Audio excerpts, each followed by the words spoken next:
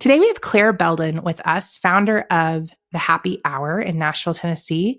It's a modern mental wellness studio offering a variety of services, including therapy, life coaching, sound healing, and more. If you're listening and you're local to Nashville, Tennessee, I highly recommend that you go visit the Happy Hour. They offer many events in the area, workshops, and their space is conveniently located in 12th South.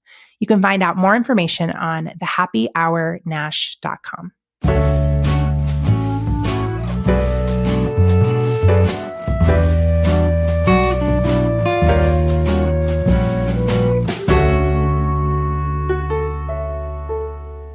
Well, thanks so much for being with us here today. It's just going to be Clara and I. Kate is out sick with a kiddo, but I'm really excited to have you here. You've been a guiding force for me in just walking through, really thinking out, getting outside of my head and learning to think about myself, probably in the way that I would think about other people, and just like with a lot more empathy and a lot more consideration.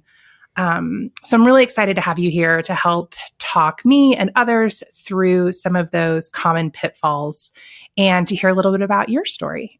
Yeah, thanks so much for having me here today. My company is called The Happy Hour. It's a mental wellness company. We have a studio in Nashville in the 12 South neighborhood, and we make it super approachable to work on your mental health wherever you may be on your journey. So we say we make it as easy as talking to a professional as booking a yoga class. And we offer therapy, life coaching, which is what I am, sound healing, energy work, and then all kinds of groups as well. And we're getting ready to launch our first app. So really excited about that. That's amazing. And you guys are doing your first travel workshop, right? Is that coming up in the fall? It is. We have a retreat in September in Arizona, and I'm really, really excited about it. It's the first time we did like a little mini retreat as part of one of our coaching programs here in Nashville last winter, but this is our first time kind of going on the road. So really excited. Yeah. I saw your post about it and I was like, oh my gosh, that seems so dreamy and amazing. I know. I have no idea where I'm going to be living or where what we'll be doing, which I will be booking a session to chat with you about later. But I'm super excited for you guys. And I'm sure I will be on a future trip, probably dragging along some of my friends. It won't be dragging. They'll be so excited. But tell us a little bit about, I know, but most people don't know that you started out in a totally different industry. So kind of walk us through your journey. What you're doing now is so amazing. But I feel like anytime someone has really started as an adult and you're like, okay, I'm going down my career path and this is what I've envisioned. And then you decide to really take a strong left turn or right turn in the other direction. That can feel so scary. And so I would love, just because you have a great business, for people to understand that you didn't always know that this is what you were going to do. Yeah, totally. I've done a few career changes. And what's really interesting about it is I've gotten better about this as I've gotten older, but so much of my identity was wrapped up in each of those careers. So every time I did a pivot, it almost felt like, who am I? What is my place in the world? And how do I build my identity back up? Which is kind of crazy that we put so much of that around our work, but we'll get into that later. So I grew up as a very competitive equestrian, actually. And I know I haven't told you that before, but I was very committed to it. I traveled all over the country, even all over the world, to do competitions. And so from the time I started, which was when I was 6, until the day I quit, which was probably around 24, I thought I was going to be a professional equestrian. That's it. I went to college at Vandy and majored in human and organizational development, which is kind of the soft side of business is what they call it. And I was really interested in that, but also loved it because all the classes were Monday to Thursday. And that would allow me to then go compete on the weekends, which was Friday to Sunday. So really bad motivations there. But what's funny is now that major is perfectly in line with what I do today. It's funny how it works itself around sometimes. It just comes full circle.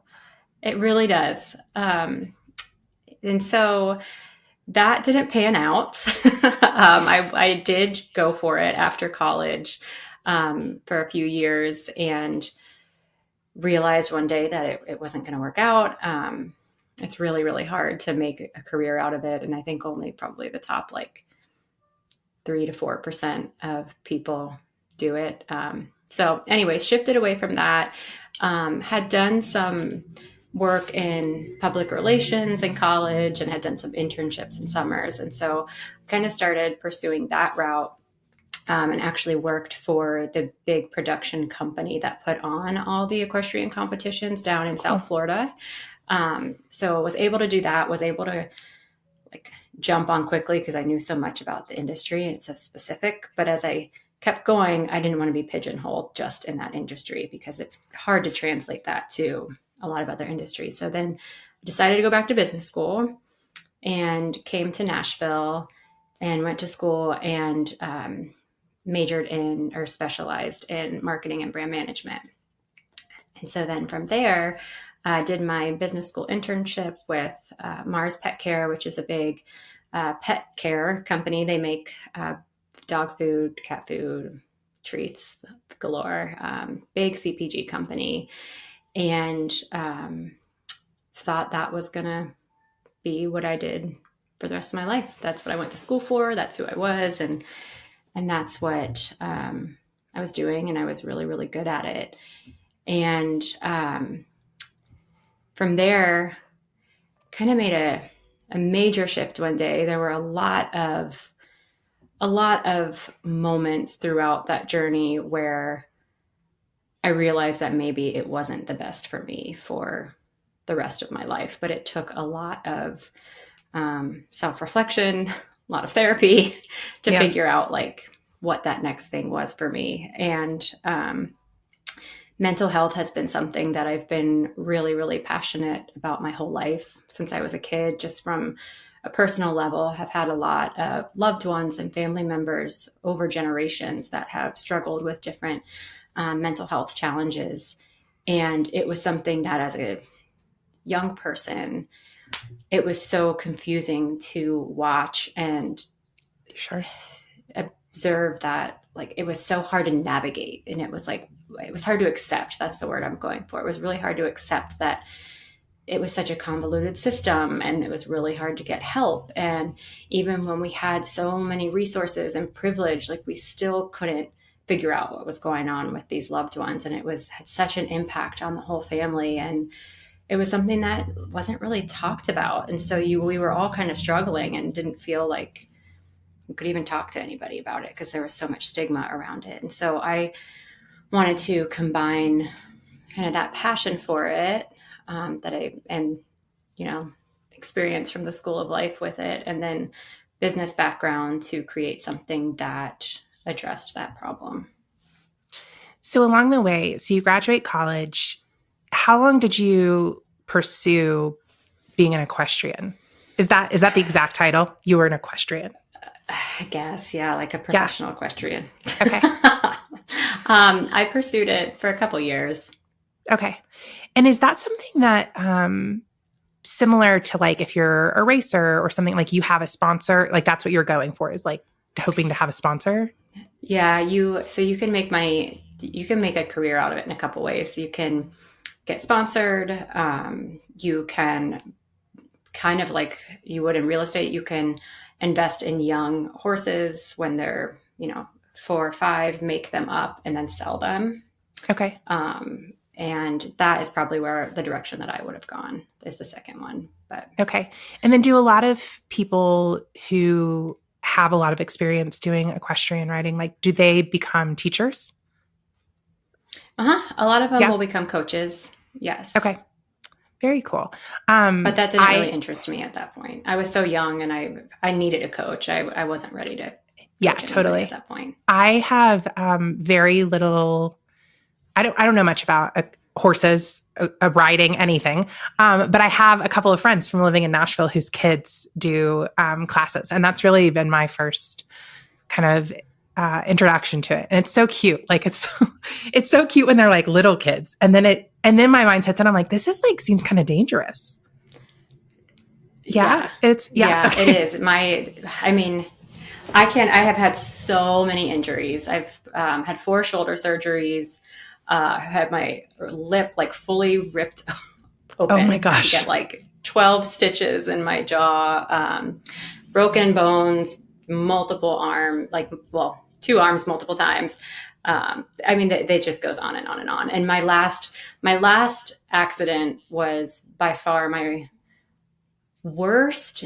It was the scariest that I had. And that was the one for the first time over, gosh, almost 20 years. I was shaken up. I was scared. I was scared to get back on. And that's when I had some time off because I had to get surgery. And I took a good, long, hard look at what my future was. And that's kind of when things started to change. Yeah, I imagine.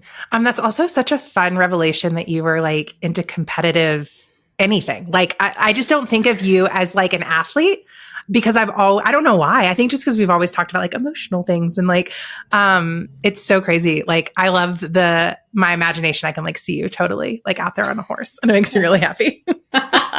It's so funny. Yeah. My daughter just went to pony camp last week. She's 6 and it's such a slippery slope because of course now she's in love and my husband and I are like, what do we do? Like if she gets lessons, she's going to get hooked and we know what this road looks like. And it's so much commitment and it's so many resources and time that we're like, I don't know what to do there, but yeah. It's an interesting niche of a sport.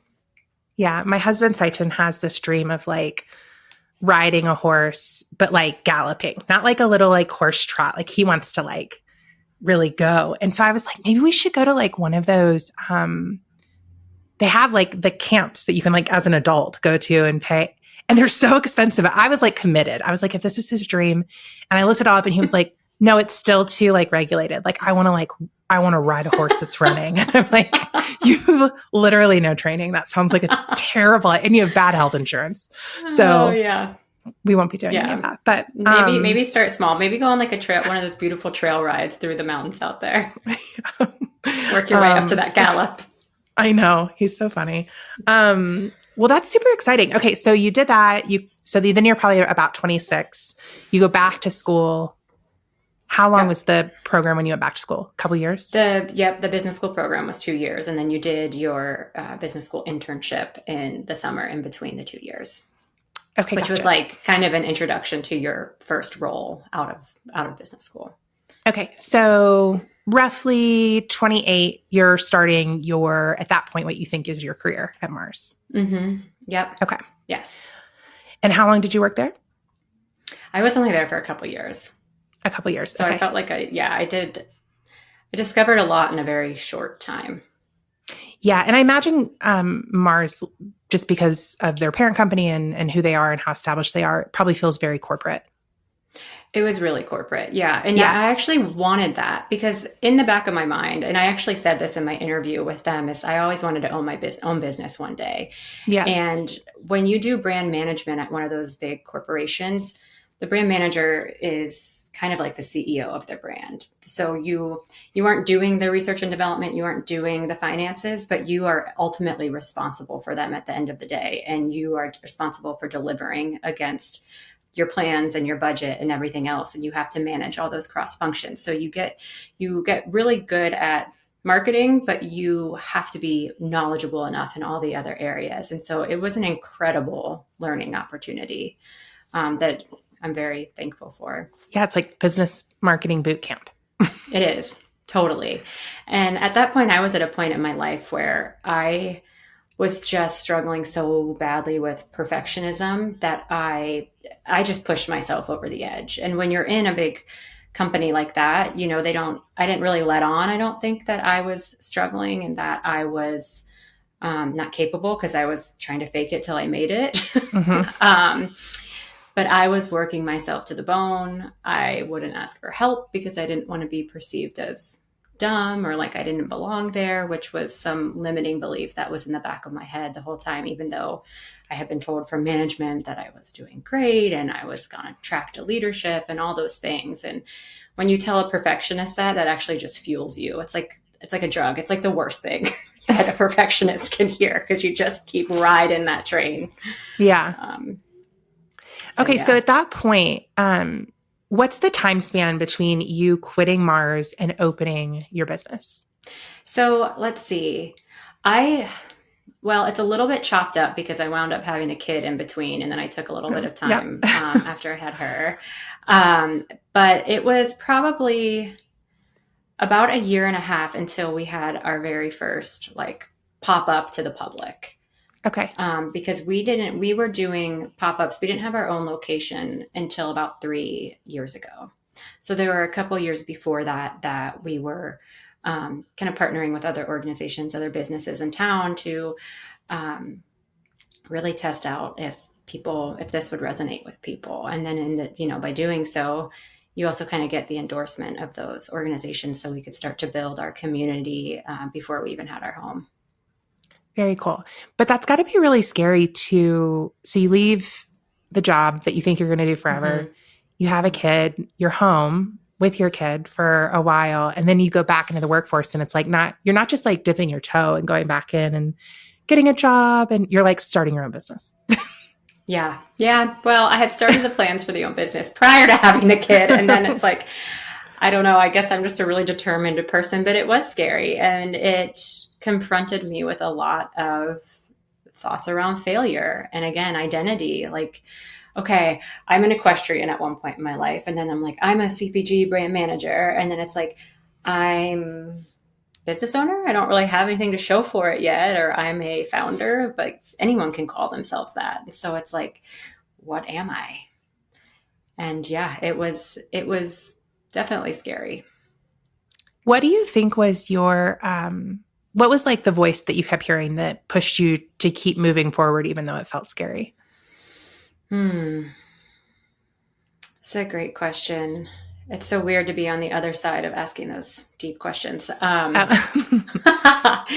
I think it was my why. I think it was the drive to help others, the drive to make it easier for people than what I went through.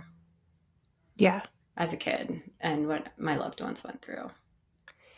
Yeah. We talked to, a guy, he's a film director out in LA named Logan recently, and he was talking about his why and how once he really identified what his like purpose was, why he was going to do everything that he was going to do in his life, then it didn't even really matter when he hit those really scary places or those places where you're just waiting and things are kind of moving slower than you want it to, because you just keep coming back to your why.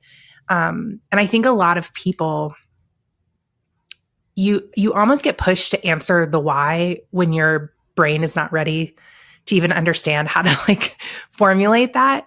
Mm-hmm. And then you feel like kind of stuck in it. And so Kate and I have talked about that a lot where, especially if we were both first generation to go to college. So it's like, if you have the privilege to go to college, it's not like an assumption, like, of course you're going to go. If you have the privilege to go, and then you get out, you feel like, okay, like I had to make this decision at 18 of what I was going to pursue. And now people have invested in me. Our parents have invested in us. And so like, you really feel like I need to stick with, there's a pressure kind of, even if it's not from your family, of like, I need to stick with this. Absolutely. Yeah. And so I think it's like a really interesting thing, because I think nobody really talks about understanding your why, especially at a time where you can even like really figure out who you are. And I wish there was more time spent on that, even in high school, to just really like walk through the steps of figuring out like what drives you, like what, even if it like helped put you in buckets of like, okay, like you're going to probably be in like a helper role of some sort, like a nurse, or like if there was just something that kind of helped you get there. Yeah, I agree. Something much more approachable. And I think your why changes between high school and now, but if you have the framework, if you have the tools to even be like, okay, I'm going to go back and go through these steps to figure out what my why is in this season of life, it would be so helpful. And that's actually what I help a lot of people do that I coach. Yeah, I feel like I was looking back at my emails, but I don't have access to my email when I took the workshop with you. But I feel like that was, I think maybe my introduction to you was somehow through Collective 615. I feel like you had advertised a workshop that basically talked about your why. And my boss at the time was like, let's take it. And I just remember like, even sometimes the simplest questions, you just really, they're questions that you just don't think about throughout your day. You're busy, or you're thinking about like plans versus the structure of what's driving you. Yeah. Well, there's just so much to do that it's so easy to get caught up in. And that's something I've really had to work on now that we're in the third year of business. Because in the beginning, it's like there's so many fires to put out, and it's like we're just figuring this out and things change. But now, I get in the weeds sometimes, or I get frustrated that something doesn't work out the way I want. And I will open up my journal and I'm like, what's my why? What is my why? And I have to spend intentional time on that. And it just brings me right out of it. I'm like, okay, that little thing doesn't matter. Like there's such a bigger picture here. Yeah. So did you encounter any like resistance from, I don't even know if I would say loved ones, but people whose opinion you really valued that didn't understand that transition? Or for the most part, were you surrounded by people that understood your vision and were like really supportive of that? I mean, I think for the most part, I was surrounded by people who understood it, but I had so much shame in around leaving my trusty, stable job that had a good title, and that I didn't share a lot with a lot of people. I look back now and I was so nervous about sharing my plans, even with loved ones, because I was afraid of being turned down, or I was afraid of them saying, "Why did you leave that job?" And I think they were surprised a little bit, but I don't think that they were like, "Why the heck did you do that?" Yeah. Do you, yeah, I mean, you're probably your own harshest critic, even though you help other people not be their own harshest Of critic. course. Of course, of course. So what, like, describe like a day in the life of owning your business?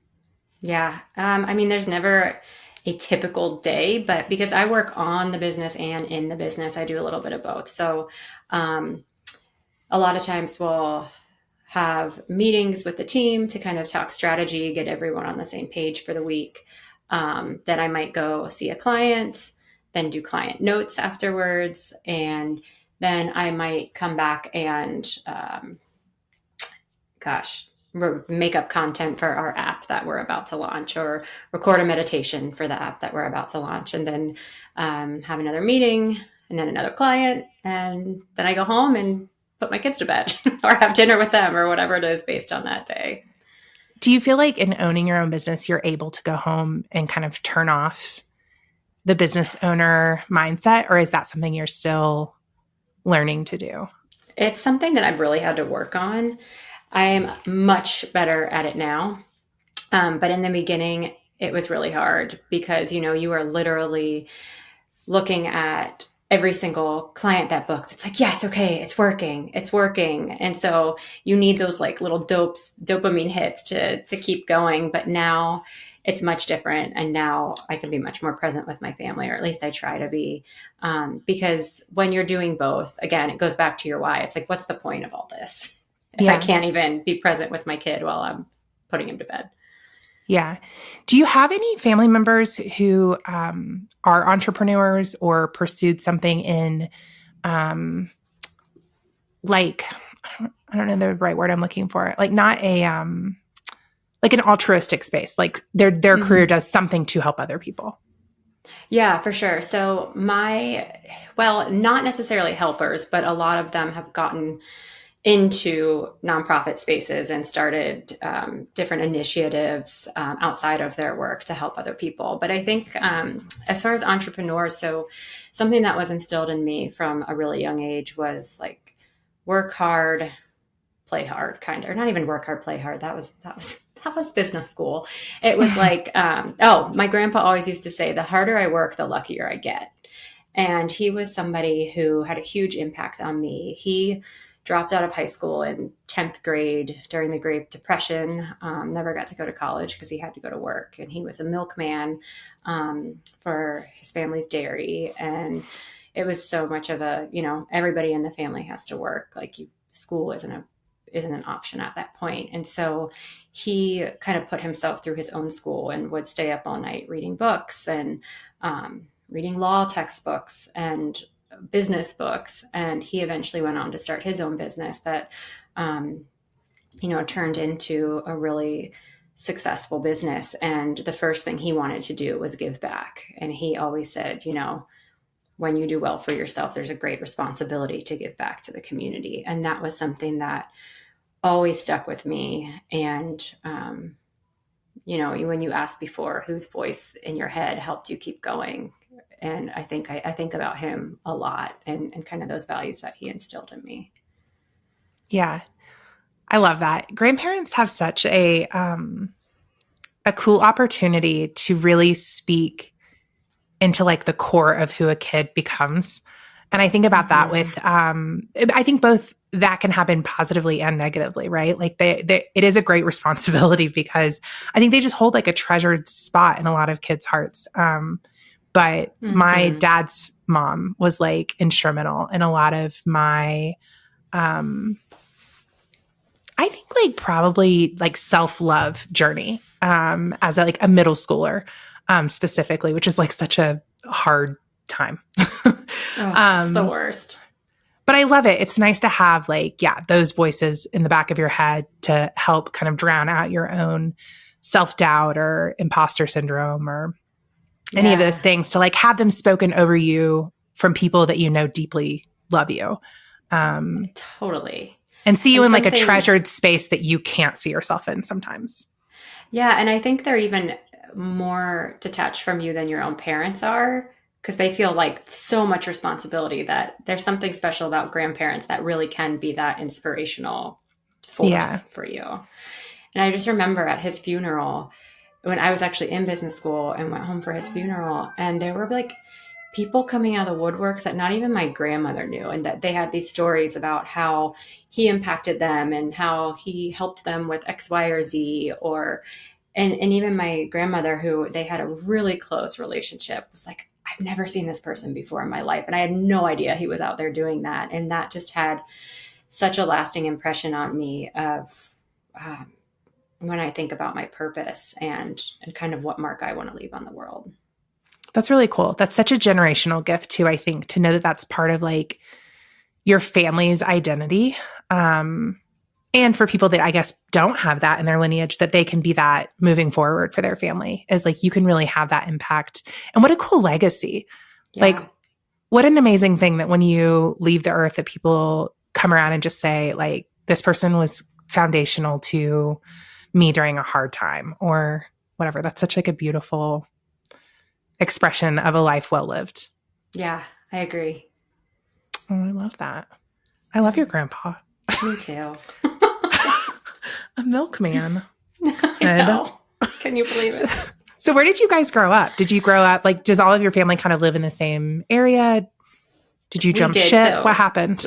I jumped ship. I did. Okay. I grew up in Cincinnati, Ohio, fellow Midwesterner. Yes. And I came down to Nashville for college when I was 18 after I graduated high school. And then from there, I moved down to South Florida to pursue that old equestrian career, where South Florida was kind of like the epicenter of all of that. And then I was there for about 4 years until I moved back to go to business school in Nashville. So did you, let me see if I can phrase this properly. So I grew up in the Midwest too, not Cincinnati, not a big town. I was definitely in a smaller town. And then I worked at Vanderbilt, where you went to school, for, I guess, around a year. And I know that for me at the age that I worked at Vanderbilt, and I was not faculty, I was like working on the staff with their events, but it still was an interesting environment to walk into, where I had to really, I think some of my subconscious bias towards affluent people like came into play, and it kind of surprised me, where I had to really like, I would hear the voice of like, you don't belong here. And I'm just curious, like if any part of that translated for you, or was something that you had to get over just being from the Midwest, because I think that sometimes, even when like I'm working, so I worked in Nashville forever and ever. And when we would have out of town crews come in from bigger markets, there would always be this feeling of definitely imposter syndrome of like, oh, they think we're just like, the rural team. And like, we're not going to, you know, even though Nashville's a big city, it wasn't LA and it wasn't New York and it wasn't Miami or Chicago. And so there was always this feeling of like, people are going to come in and think we're lesser than, or that we can't cut it. And I was always surprised when people would be like, you guys are so buttoned up. Like, this is the best crew we've worked. And I'm like, okay, like, this is just all like crazy talk that you have in your head. And I don't know, really, I guess, where some of that even comes from, but I'm curious if you had any of that. Yeah, well, I think it is a real bias. When I went to Vanderbilt and I was a freshman, I had a lot of friends from New York or Philly or even California, and they would be like, oh my gosh, Ohio? Do you have cows? I'm like, no, I don't have cows. No, but my grandfather was a milkman and he was amazing. So back off. Totally. So back off. And so that is definitely there. And it's something that actually my grandfather and my dad would always tell me, like, in business, people, you know, if you go to the bigger cities, people are going to not expect much of these, you know, people from Ohio, and you actually use that to your advantage because you go and you slay basically, and you blow these people away. And I think that's cool too. Yeah, no, that is a cool perspective. Yeah, I would have been so intimidated. I think I went to a Big Ten school. It was only a half hour from where I grew up, but it was, I mean, like night and day from the community I grew up in. And I still just felt so like such a country bumpkin. Like everywhere I went, I was like, these people have such different life experiences than me. And it's not that they're better life experiences. I treasure some of my like small town upbringing, but it is like, I don't know if it's the media or what it is, but I just always felt this extra added pressure of, like trying to prove my worth. I felt that too. I definitely felt that too. And I think like a perfectionist is always going to feel that to some degree, but I do think there's like an added benefit of like, so you're from Indiana, you're from Ohio. It's like, totally. I know. It's so funny now when I ask people where I live. I'm like, I'm from Nashville, Tennessee. I get so proud. Like it's this big city. Whereas, you know, when being from Cincinnati, I would always be like, oh, I'm from Cincinnati. No big deal. Yeah, exactly. No, don't pay attention. Don't talk about it. Do you go back to Cincinnati? I do. Yeah. I still have a lot of family there, and I have a lot of friends who have moved back there. So I like going back to visit. I love it. Yeah. I lived in Cincinnati for, I think it was like 6 months, and we lived near Hyde Park, which I loved. Yeah, Hyde Park is so like pretty. So quaint. But yeah, Cincinnati's got great things to offer. It does. I don't live there, but I live close enough. Close enough. That's fine. Yeah. So tell me a little bit more about, so we understand your upbringing a little bit with like your relationship with your grandfather, but what is going on with your parents at the time? How many siblings do you have? What do your parents do for work? Yeah. Are you a nuclear family? Like, what was your upbringing like? We are a nuclear family. I am one of four. I have an older brother, an older sister, and a younger sister. So my older brother is about 7 years older than me. So he and I were really close growing up. And then he kind of went off to college, and I all of a sudden became the middle child of three because there were three girls left in the house. And that was not that much fun. I love my sisters, and we're close now. But growing up, it was a little bit brutal being in the middle. And I'm sure if they listen to this, they're going to be rolling their eyes. But being the middle of three girls isn't a lot of fun. But my dad worked full time. He worked in business, and my mom stayed at home. And she now is always like, man, she's so supportive of what I'm doing. And I think it's taken her a little bit to understand some of the choices on my path that I've made. But now she fully gets it. And I think she's one of my biggest fans at this point. Do you think if your mom was born a generation later, and I think that just the expectations of women are a bit different, do you think she would have wanted to stay at home, or do you think she would have wanted to have a career or part-time or? Yeah. I mean, I think back then she didn't even think about it. It was just like what you do.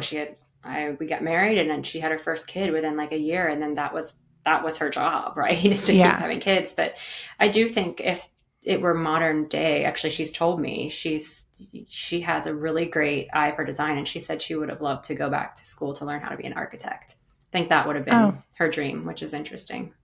super cool. Yeah. Yeah, it's interesting. My mom got a job merely from a perspective of just financially, like both my parents needed to work in order for them to have, we didn't have a lavish lifestyle by any stretch, but just for them to not like super struggle. And my mom always was like, I would have loved to have stayed home. And so it is very interesting for her to see our life experiences. Whereas my grandma, she had to stay home with her kids. And because my grandfather traveled a lot on a semi, and she had like a little quilting business that she ran out of the house. But for the most part, she was like pulling her hair out with 3 kids. And she's always been the biggest advocate for me of working. And she's like, you have all these adventures and you do all these fun things. And then she also was always like, are you sure you want to get married? And she'd say it right in front of my grandpa. Like, are you sure you want to get married? Because you have all of this freedom. And so I think it's just so interesting how every generation, views like the next generation's opportunities, choices, tries to understand them, probably tries to work through and navigate like what their opportunity would have been or what their life might have looked like differently. Kind of in the same way that like, I think we look back on our parents' generation. I was literally thinking today, I was like, what?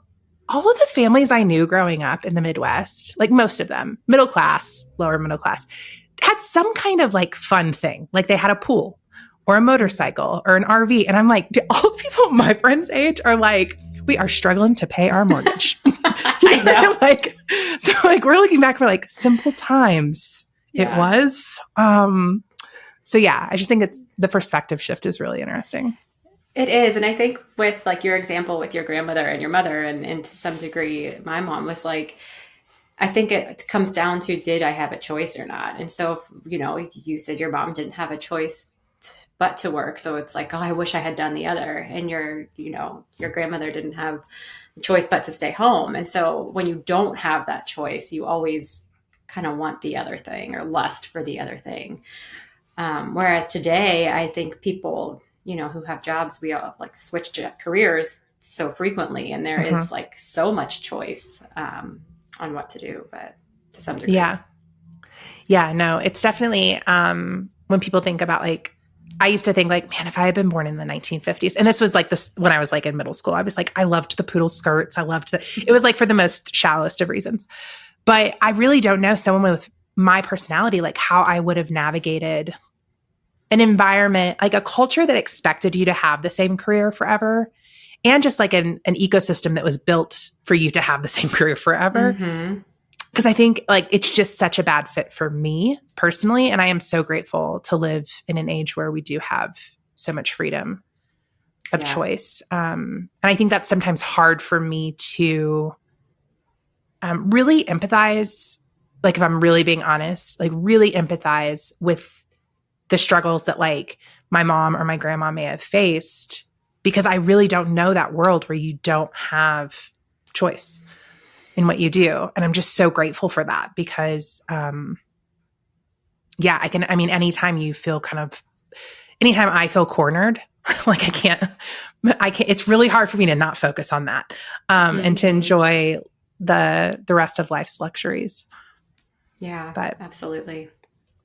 What advice do you give, I guess, if you had a client come to you and they were struggling with wanting to, I know we have some moms that listen specifically to the podcast, and, dealing with generational differences of mothers, their mothers who expect them to live a certain way because it's like what they know. And I'm sure it comes from a caring place, but kind of comments being made like, well, you should be home more, or your role is to spend more time with your kids, or kind of like how to navigate that and how to find maybe your own voice and your own comfort with like deciding that it's okay to do something because it's right for you, even when you have these like important outside voices saying otherwise.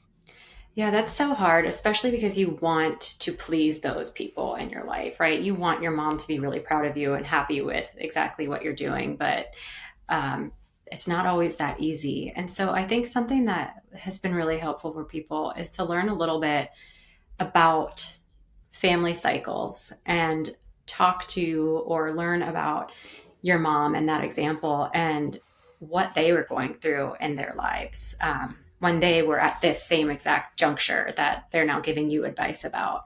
So, yes, it's annoying to hear, but if you can start to understand their perspective and their experience that is driving them to say these things to you, you're going to develop some empathy around it. So empathy makes it less annoying to hear. But once you can like check that off, Yeah. then that's where the boundaries come in. And that's where the communication comes in of like, hey, I know this is what you wanted for yourself and this is what you needed to do, but I'm at a different point and I want different things. Or like, hey, I understand that that's what you think is best for me, but I can't have you saying that to me anymore. And so kind Yeah. of setting some of those boundaries in a kind way and, you know, setting your intention, like, I love you and I value this relationship. I value your opinion. Um, but I can't have you saying XYZ anymore. I won't be able to come around if you say that, you know, that's kind of a um, big one, but you know, something along those lines. Yeah. Do you feel like in understanding, like when you talk about family cycles, um, is there a point, and I don't know if research would show this, where like typically a family cycle will naturally kind of break on its own? Like there's a forced evolution, just as humanity, that like we have to evolve. Because I know that typically takes centuries and centuries for things to really like change. But I am curious, like how long um, a generational cycle would take to kind of just like unravel on its own. I don't know the answer to that question. And I think it's I think there's so many variables that go Yeah. into it that it kind of depends on the situation of the people we're talking about. Mm-hmm. But I think when there's more opportunity provided to you, like we're talking about today, then it's less daunting to break those cycles. I think it's just harder for the previous generations to wrap their head around it because they didn't have those opportunities. In the same way you were saying, like, you can't empathize with them, you know, the older generations, it's really hard for them to empathize with us, even if they support us. Yeah. What do you think from like a mom perspective, and then also just working in the field that you work in? What do you like? Are there any projections for what like parenting will be like for us, like for our kids? Because they're going to have, I mean, the world is so different now. And I'm sure every generation feels that way, but like the internet and social media, I feel like we can't even truly quantify how different the world will be for the next generation. I know. And how different their experience will be than our experience. Like, I didn't have a cell phone. I might have been 16. Like, maybe when I got a car, my parents would have got me like the crappiest cell phone to like for emergency calls. Mm-hmm. But I mean, even that, it's like, even that shift is very different for me to see with my nephews. Like they have their iPads, they know how to get on YouTube Kids and watch their little shows. And I don't know. I imagine that a lot of the frustration that our generation can feel sometimes with the older generation, it would have to be magnified moving forward without a ton of awareness, like on our end. Yeah. I think, I mean, if you look at the generation before us, I think so many, the parenting approach was like, do what I say. I don't care what you're feeling. I'm the boss. You do it. Right. And now we've kind of swung in this other direction where we are really deconstructing our kids' emotions with them, and we're giving them a lot more power and empowerment, and which I think is great. And like, the kids are so emotionally intelligent today, but a piece of me wonders if we're going to go so far in that direction that then, you know, you get a lot of people who grow up and if there's no balance, who then go into the workforce and are like, well, and we're already kind of seeing it, you know, they're not as gritty and they're not as Yeah. scrappy and they don't just, buckle up and go, I wonder if parenting is then going to go back in the other direction of like, just do what I say. But I don't know how technology is going to go, how it's going to play into that. That like just baffles my mind. What do you think? I don't know. I feel like anytime the pendulum does swing, it typically, even with the best intention, it usually swings a little too far, no matter what you're talking about. And then there has to be like a resettling where it comes to like a happy medium. But I don't know. I think that it feels, the parenting approach feels like it changed so quickly. Based on the fact that like, if you would look back decades and decades, like my grandparents were raised pretty similarly to how my parents were, and their parents were, I mean, there was a little bit of adjustment, like, hey, maybe we don't spank with sticks, we spank with our hand, or, like there are these little things, but I feel like for the most part, the parenting, kind of stayed relatively the same. And it does feel like this, our generation, like there is a big jump. And I'm curious how we got there so fast. Not that I think it's right or wrong. It's just, it's a fast shift from something that didn't seem to have a lot of change for a really long time. That's so true. And something else I see in parenting today, which is so hard, is so much pressure because we have constant comparison in our phones, right? Like we are opening up Instagram and seeing what the seemingly perfect mom is doing with their kids all day, which then puts guilt on us. And I'm not good enough. I'm not doing enough. And who knows what's really going on in that person's life, Yeah. But there's just so much pressure. And my daughter now is like I said, she's 6. She was in kindergarten this past year. And I think her schedule is packed. Like she's in all these extracurriculars, and compared to a lot of other kids, her schedule is pretty light. And so I think there's just so much pressure on parents now to make sure their kids are into everything and doing as much as the other kid. And it's really hard. Yeah, it'll be interesting too to see, I guess, like how much of this is a global shift in parenting versus something that's more like American or even North American, like Canadian and American. Like I, being married to someone from India, like my husband was definitely raised more in a home of, just the culture is totally different than kind of the parenting that goes on now. And it'll be really interesting, I think, to see how we mold those two things together. And I hope we can find a nice balance in the pendulum swing of that.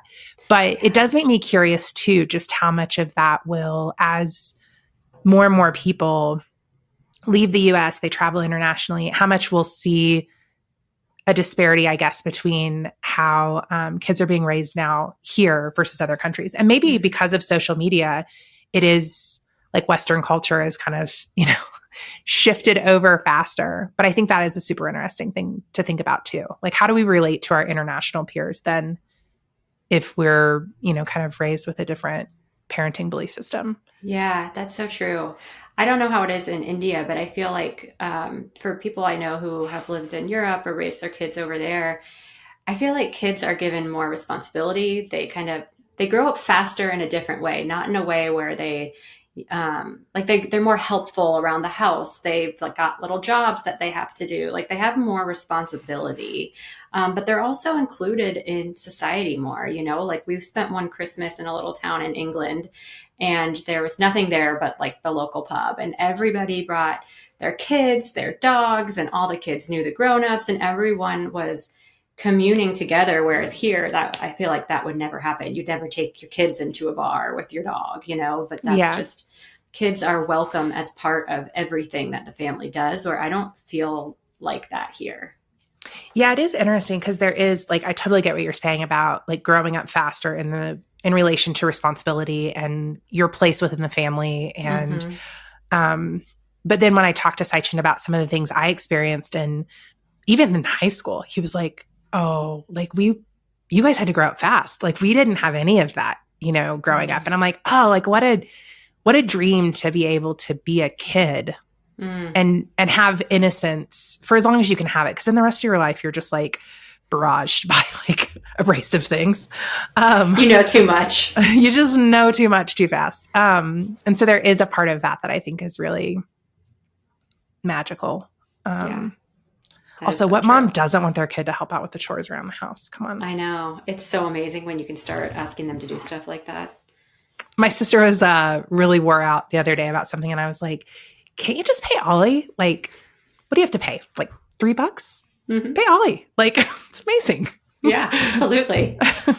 She's like, well, Ollie won't do it well done. I'm like, but it'll be done. Yeah. Yeah. Perfect is the enemy of done. Yeah. You are now at the age of kids. Like, they can do stuff. Absolutely. I know. And yeah, it might be a bigger mess than when they started, but oh well, they're learning. It's big picture thinking, right? Yeah. So tell me a little bit, just in terms of, since we're talking about parenting, do you have advice for, or have you had any lessons learned as you've went back into the workforce? You're working now. You also have your own business, which is an added layer of responsibility. And you have a younger, I think you said that you had your daughter, right, before you started your company. Yeah. And you have a little boy now as well, right? Yes.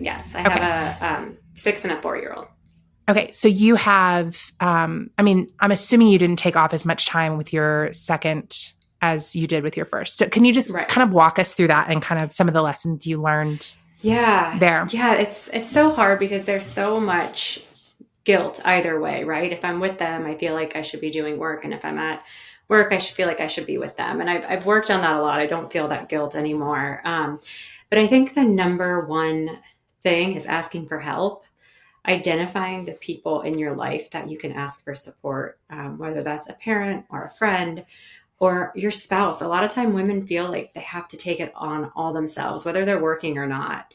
And so really asking your spouse to share in the responsibilities. The woman is always going to carry more of the mental load.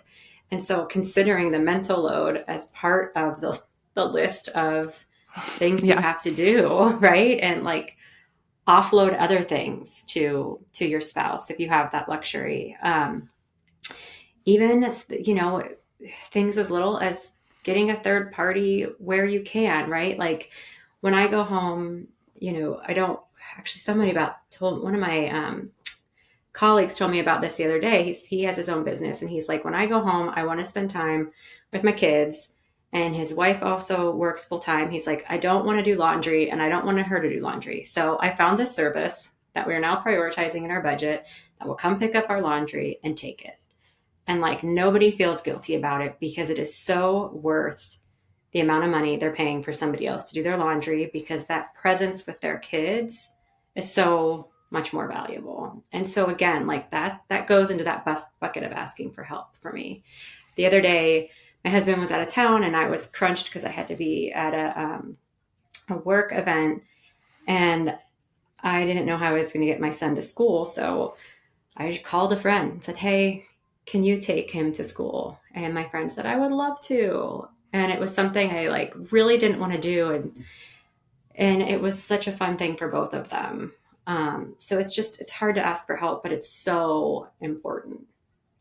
Yeah, I think the funny thing about asking for help too is I was reading the other day, and you can tell me if this is true or not, that for people who have acts of service as like their love language towards other people, that receiving help, it's like the opposite is like the hardest thing for them. And I was like, that, I don't know if that's true for everyone. That's true for me. Like I genuinely love helping my friends. Like it makes me happy. I don't think of it as like, oh God, I have to do this thing. Like, but I feel like every time I have to think about asking anyone for help or anything that I want them to do that may just not have been on their radar, and it may be fun. Like, hey, do you want to go on a trip?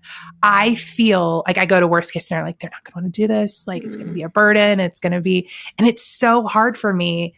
And it's so dumb because I also know that if any of my friends asked me for help, it would like make me happier. Yeah. But you go to that place of just assuming like, this is going to be a burden on someone. This is going to make their day worse, harder. And it's because of me. And I totally get that from my dad. He does not ask for help for anyone, like does not. But he is always doing something for someone, mowing the yard for his elderly neighbor, or, he's always just out doing stuff. But I'm like, hey, maybe they could let your dogs out so you could go to, that event you want to go to. My dad's like, oh no, I'm not going to ask. Get it honest. Well, I think it's fair. I think, it's something that you have come to value, that has become almost part of your identity of like, I'm a helper. I can do this for you. And I wonder if that's rooted in something along the way that maybe made you more prone to helping, whatever that was from. I'm not a therapist, so I'm not going to go there, but I wonder if something in childhood made you be the helper, and whatever that thing was, you don't want other people to have to do to you. You know what I mean? Yeah. Yeah, that's interesting. This would be actually a great time to explain the difference between what you do and a therapist. Because I think a lot of people have that question. Yeah. So life coaching is really about the here and now and moving forward. So we can use your past, your family dynamics, all of that as context, but life coaches can't really help you process it, unpack it, take you through trauma, processing trauma, that sort of thing. We work on the here and now, and then setting goals on how to move forward. And I know that sounds like really tactical, but it gets a lot deeper. So in my coaching, I do a lot of work around authenticity and purpose, and really going in and figuring out what are the things that make you happy, how to practice them, how to use mindfulness to incorporate less stress in your life so that you can really tune into who you are and what you want. And so, yes, of course, some of that will involve past as context, but it's really about how you're living your life today and how you want to live your life, and what changes you can make on a small scale to then reach those bigger goals. Whereas therapy really, really dives into past to kind of get you up into a point where you are ready to move forward. Gotcha. So some people will do one and then the other. I have a lot of people who will do both, or depending on what's going on in their lives, they'll be using a therapist, or maybe they'll use a coach. Got it. But your company employs both. That's right. Yes. Okay. Perfect. And then tell me a little bit about some of the workshops that you guys do, because I think the workshops to me can feel a little bit more manageable for someone who's never maybe done therapy. Maybe it's intimidating, or the investment seems intimidating. I thought your workshop that I did with you was such a great, and I had already done therapy for years prior to doing that workshop, so I was very open to it. But I think the workshops are so much, you get so much information for the investment. And I think it just really opens your eyes to the benefits of what therapy and life coaching can bring. Thanks for saying that. Yeah. So the workshops typically are led by a coach. Sometimes we do them that are led by both. But the one you're referring to, Jen, that you took, it was called Discover Your True North. And it was all about not even finding your purpose, but bringing it back to life, right? I believe that you have all the answers within you. So it was really about kind of clearing the path to retune into yourself and ignite that spark, that purpose, and take your steps in your life and how to live that purpose. But basically most of them are a series. So there'll be anywhere between 4 to 6 sessions in a group. The group will stay the same every time.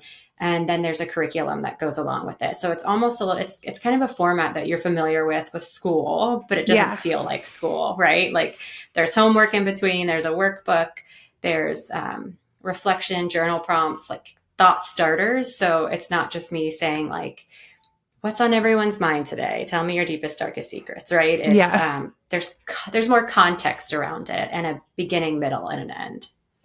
Very cool. Yeah, I think that's probably one of the things I like the most about it is when someone thinks about therapy or life coaching, it's like, oh, it just feels like this mountain. It's like, we'll never get to the end of it. But I love a little chunk of something. It's like, okay, we did that thing. We check it off. We got all the way through.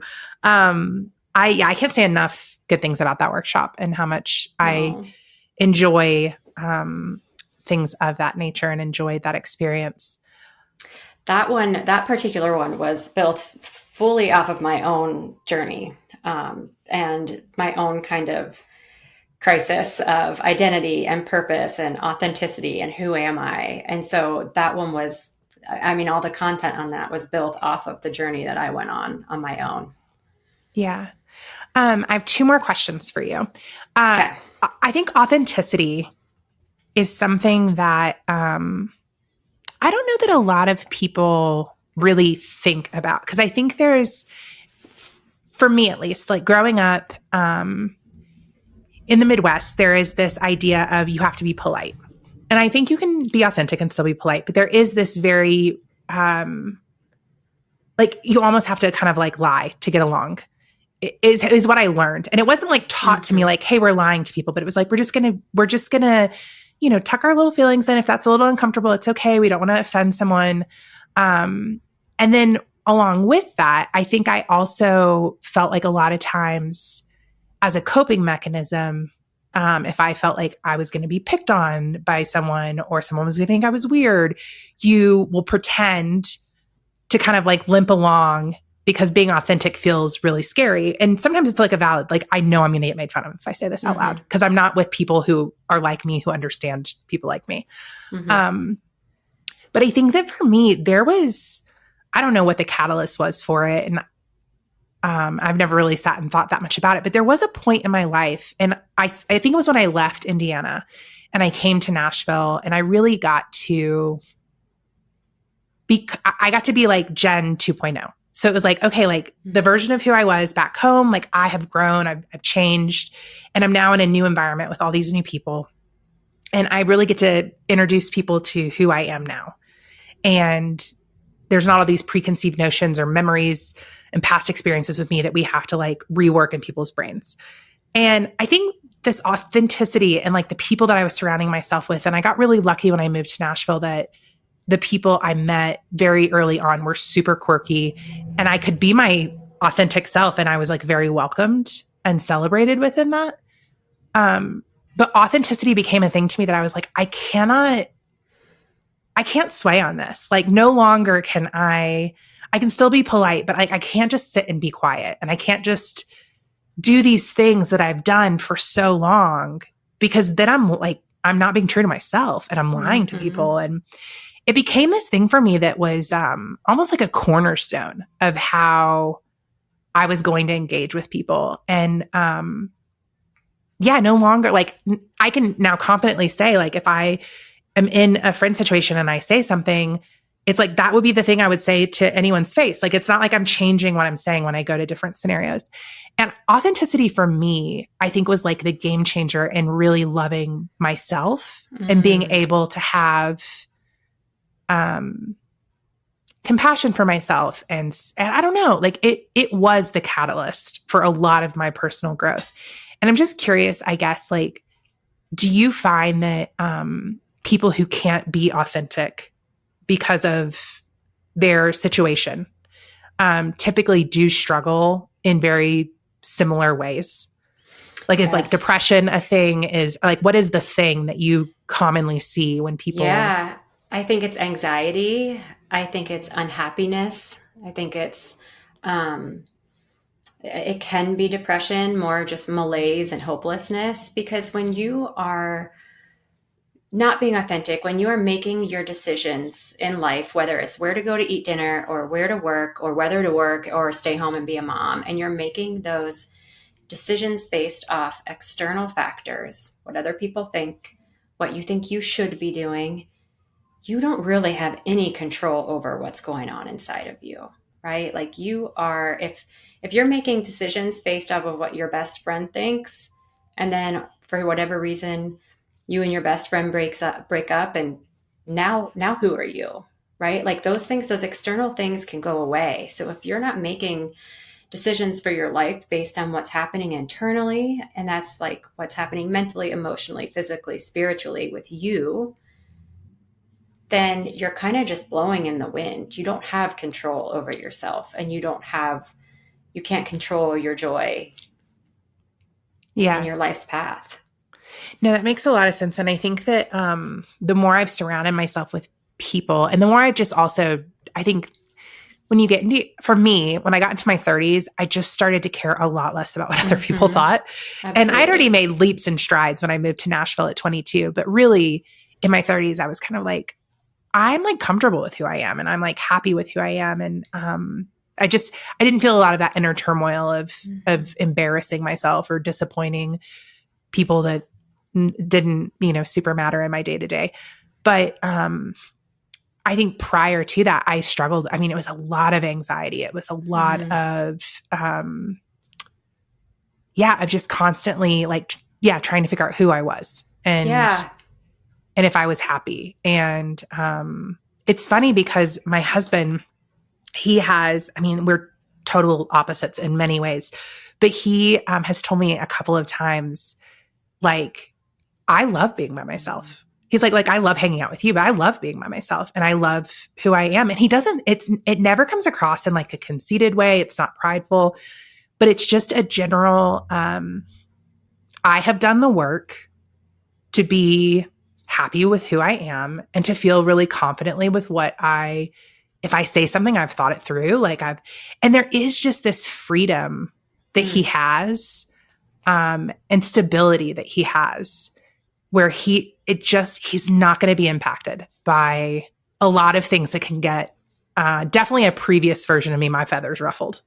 Like I can get real worked up and he's just like, oh, no way. Slough that off. And I'm like, how long have you been like this? Like, what a gift. It is such a gift. You said it. It's so freeing. And I think we spend so much time and energy spinning our wheels trying to make other people happy and say what we think is going to make other people happy. And it's at our own cost so many times of that freedom. I work with so many people who have on paper an incredible job. They're happily married. They've got it all together, but they can't answer the question, when I ask them, what do you enjoy? They don't know. They don't know what they enjoy because they've been doing what they think they should do, what others are going to think highly of them for doing for so long that they don't even know what they like to eat at that point. And if you don't know those basic things, and that's so common, if you don't know those basic things, then how can you really be genuinely happy and free and content? Yeah. Yeah. There's a gal that I have like a little, girl crush on. Like, I'm like, I wish we would be friends, but I just really know her more adjacently. And she's just super creative and fun. And she just had, her 40th birthday party, and she had, I don't know, probably like 12 or 13 friends, and they all went to the beach. And she just looked, she was glowing. She looked so happy. And one of my friends commented on her post and was like, I'm so happy for you. You just look so free. Like you are so free. And I was like, God, again, like what a compliment. Like what a compliment to live a life where you feel free. Because we do live like in this country with so many privileges, but so many people feel so trapped. So trapped, so stuck. Yeah. Freedom's the goal. And that's one of my favorite questions to journal about is, what does freedom feel like today? That is such a great question to help you tune into your authenticity. Yeah. No, I love that. Okay. I'm just curious how you balance this and how other people, I think a lot of people who are empathetic or who just have traditionally had a role in their family or in their friend group where they're the person that people, feel like are a safe space. And so they confide in them. And that is, such an honorable position to be in. And I'm sure so many people feel, just like really cherished that people trust them. But it's also a weight to carry someone, because when you care so much about people and they come to you and you're seeing their sadness and you're feeling their sadness, how do you turn that off? Because I can say confidently, I have sat in a room with you numerous times and sobbed for a full hour. And then I'm like, I get up and leave and I'm like, I feel so much better. And I like happily pay my bill and I walk out to my car and I'm like, check, I did it. And it was so worth it. And I am so much better off for it. And then you have to go home and you have like 6 other people you've met with that day and you're carrying all of our shit home with you. And I'm just curious, like what tips and tricks do you have there? Because I'm sure a lot of people could sympathize with that. Like, I want to be my sister's person or my husband's person or whatever. And there's definitely, I know that there's a line where it's like, we can't expect everything from one person, but like, we do need to be support systems to people. But sometimes it can feel, I think, really unmanageable, or like, how do I do this and love this person well and still have a boundary of like my own well-being where I'm not carrying that sadness around in a way that's not appropriate? Yeah. This is one of the hardest lessons I had to learn early on, because I would take everything home. And, you know, it's honestly, in kind of an egotistical way, I would be like, did I help them? Did I do a good enough job? You know, and would kind of start making it about me at some point, which takes practice to get away from like, did I help that person? But I think there are just so many little self-care tips that you can do to not carry it home. And so one, again, is that big picture of like, I'm helping this person. Like, gosh, what an honor to be able to have helped that person cry and get through this. When somebody cries in session with me, I'm like, oh, thank God. Like we're moving. Something's moving. We're making progress. I actually can like walk out the door happy when that happens. I think crying is a wonderful thing, but also just like physical change of location. So sometimes just stepping outside, feeling myself in the sun, or, you know, and tuning into your five senses to get your mind back into the present moment instead of wandering off of like, oh gosh, I hope that person's feeling better, or that was really sad, what they just thought about. Is like continuously using mindfulness to get back into the present moment. I literally go home and I sit in the driveway before I go into the house, and I take a few deep breaths. And I say to myself, okay, I'm taking off my coach hat and I'm putting on my mom hat, which sounds so cheesy, but it's just like that physical movement, that saying it out loud, that just helps your brain switch and say, all right, goodbye to that client, goodbye to that day, time to go on to the next thing. So for me, those like physical change of environment, resetting of your intention for the next section of the day helps to let go of that. And journaling is always really helpful if you can, just to kind of get it out of your head. Yeah. Yeah, I should journal more. I used to love to journal. So great. And I had like the little lock and key on it because my sister was so nosy, and like it wasn't enough to like embarrass me that she had read it, but her little bus would drop her off at the high school, and she'd walk in and march straight up to like the boy I had a crush on and be like, Jen was telling someone last night she thinks you're so cute. Like she would, decimate me. Oh, that's tough. Yeah. So I know you said being a middle sister was tough, but, and I love Kate, and she will admit she was a tough little sister. I'm very grateful for our relationship now versus back then. It was brutal sometimes. She probably wanted to be just like you. Oh yeah. Yeah, it was like she would torture me for the attention, but yeah, I think, journaling is something I could definitely get back into. I bought a mindfulness book recently. Nice. And it's been so nice for me to read that. And I'm always like, it's like going to the gym. It's so hard for me to put my phone down, put it on silent so I won't get on Instagram. It's like muscle memory. I just like get on, or, Twitter or TikTok or whatever, just sit and read. And it's like, once I get there, I'm so happy. Yeah. Doing it. But it's just like so hard to get there sometimes. It's so hard to get there because the muscles and the neural pathways are literally formed to task switch and to pick up the phone and look at Twitter, Instagram, or whatever. So you have to work so much harder to form the muscle in another way. But then when you do it, you get rewarded with presence. Presence is freedom, going back to freedom, not worrying about what you did that day, not worrying about the future, and just being in that moment. Like that's the goal. That's the dream. Yeah. No, it's been really great. Well, thank you so much for chatting with me. You're welcome. Thanks for having me. Yes. And I'll be back on your calendar soon. We'll be doing our little virtual cry session, and I'll know that actually when I cry, you feel better. I do. But don't try to perform now. Don't try to do it just for me. Jen, work on it. I'm putting like cayenne pepper in my eyes. Yeah. Thank you for what you're doing in the community, in the Nashville community. and just like in general, but I know in the Nashville community specifically, I know people who have benefited from your services. I've benefited from your services. I think like the way you have branded is so approachable, which makes a huge difference with stigma. And I know you guys have done events for the community. The grief event you guys did after the Nashville school shooting. That was such an amazing event for the community. So Nashville is a better place because of what you're building there. Thank you so much. It's an honor.